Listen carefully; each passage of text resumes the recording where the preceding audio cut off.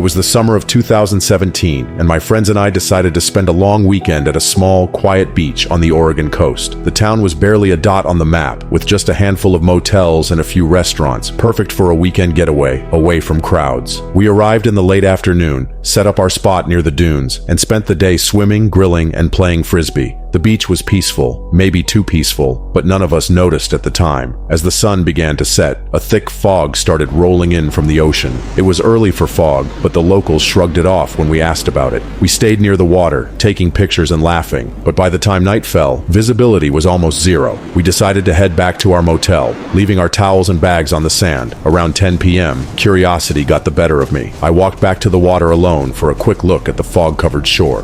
The moon was a thin crescent, barely lighting the beach. That's when I saw it. A figure, standing near the water's edge, just barely visible through the mist. At first I thought it was another person camping or walking, but something felt wrong. It wasn't moving, not even a little. Just standing there, watching the waves. I called out, "Hey, are you okay?" The figure didn't respond. I squinted, trying to make out details, and that's when I noticed something that made my blood run cold. It was facing me. But there was no face. Just a dark, smooth surface where a face should have been. My heart started pounding.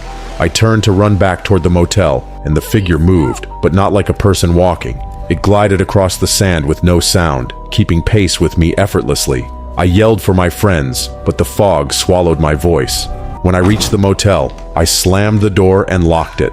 I expected them to joke about it, but they hadn't seen anything. I tried to convince myself I was imagining things, maybe a trick of the fog and my tired eyes. Around midnight, I couldn't sleep. I looked out the window toward the beach, and my stomach dropped. The figure was there again.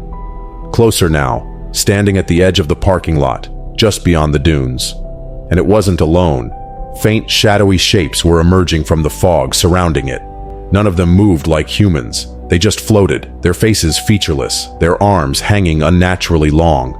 I tried to wake my friends, shake them, scream, but I couldn't. It was as if the sound of the fog itself was pressing against my throat. I watched for what felt like hours, frozen, until finally the shapes drifted back toward the ocean.